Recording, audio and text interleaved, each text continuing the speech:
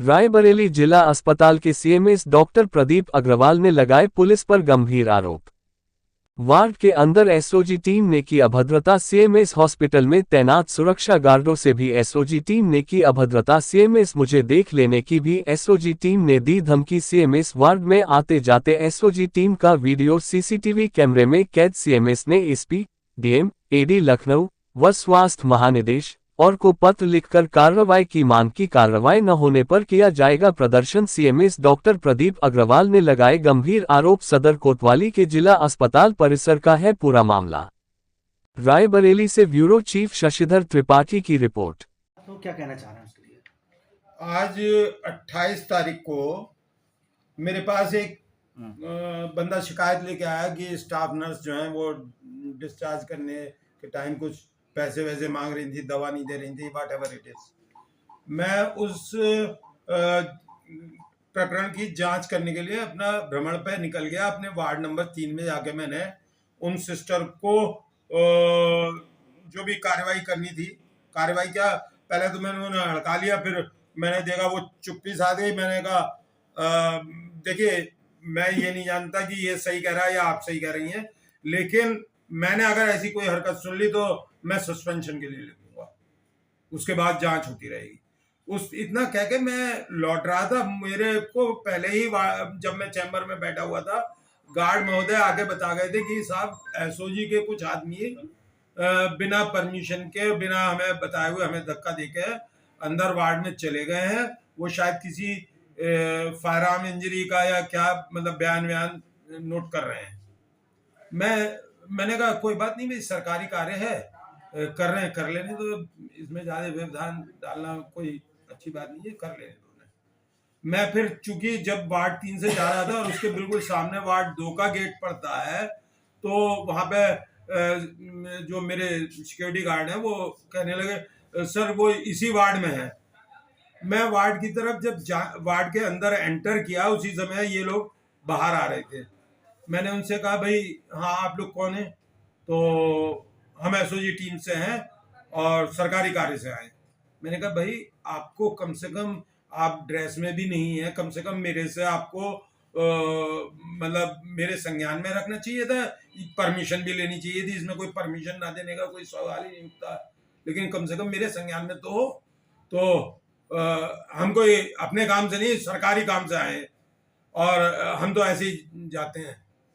फिर उसके बाद जो है मेरे द्वारा पूछा गया कि कैसे आए और क्यों आए, तो उनके प्रभारी के द्वारा अभद्र भाषा में मतलब मैं भी एक एसपी रैंक का अधिकारी हूँ, उनके द्वारा वो हद से हद होगा तो एक इंस्पेक्टर रैंक का होगा, उसके द्वारा अभद्र भाषा में व्यवहार किया गया। और ये जब निकलने लगे, मतलब मैंने उनसे आईडी के लिए कहा, आप ना तो ड्रेस में, ना एक बंदूक, वही मशीन गन टाइप की कुछ एक ने डाल रखी थी, जो भी सिक्योरिटी मैन होगा। तो मैंने कहा भाई आप ऐसे आम के से लैस हो गए, कैसे बिना मतलब परमिशन के अंदर जा सकते हैं? तो वो बोले हम तो ऐसे ही जाते हैं, और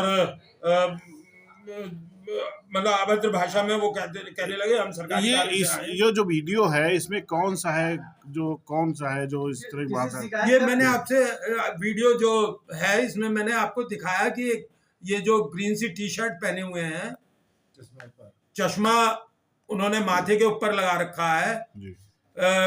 मतलब चलिए मेरे साथ जो व्यवहार हुआ वो तो हुआ, लेकिन पुलिस में इतना वो होगा, अनुशासनहीनता होगी कि वार्ड के अंदर वो सरकारी काम से आए हुए और चश्मा उन्होंने माथे पे लगा रखा। आगे क्या करेंगे आप लोग इसके लिए? मैंने अपने चैम्बर में आके एसपी साहब को शिकायत कर दी कि भाई वो धमकी दे रहा था और कह रहा था हम देख लेंगे, ये बात भी उसने कही लास्ट में। तो मैंने अपने डॉक्टर अल्ताफ साहब हैं जो यहाँ के बहुत प्राचीन डॉक्टर हैं, वो उम्र में मुझसे सीनियर भी हैं, तो उनसे मैंने कहा, तो उन्होंने कहा डॉक्टर साहब इसकी एसपी से बात करते हैं हम लोग। मैंने कहा एसपी का नंबर है? बोले हाँ है। तो उन्होंने एसपी साहब को फोन लगाया, तो एसपी साहब तो नहीं, लेकिन उनके क्या बोलते हैं, पीआरओ ने फोन उनसे सुना और उन्होंने कहा ठीक है हम एसपी साहब को बता देंगे। उसके बाद मैंने फोन करा एसपी साहब को, मैंने कहा जरा एसपी साहब से बात हो जाएंगी, बोले नहीं आपका मैसेज हम भेज दे रहे हैं, और मैसेज हमें मिल गया आपके डॉक्टर ने क्या आगे क्या करेंगे? मैंने पुलिस अधीक्षक महोदय को एक लिखित पत्र भेजा है उनके द्वारा अभद्रता किए जाने के संबंध में। मैं किसी सरकारी कार्य में बाधा नहीं डालता, लेकिन एक बिना परमिशन लिए, बिना उसके कम से कम उन्हें मेरे से परमिशन लेने की भी जरूरत नहीं थी। कम से कम वो बता देते हम एसओजी टीम से आए और हमें जाना है। अगर कार्रवाई नहीं होती तो क्या आप आगे कुछ करेंगे?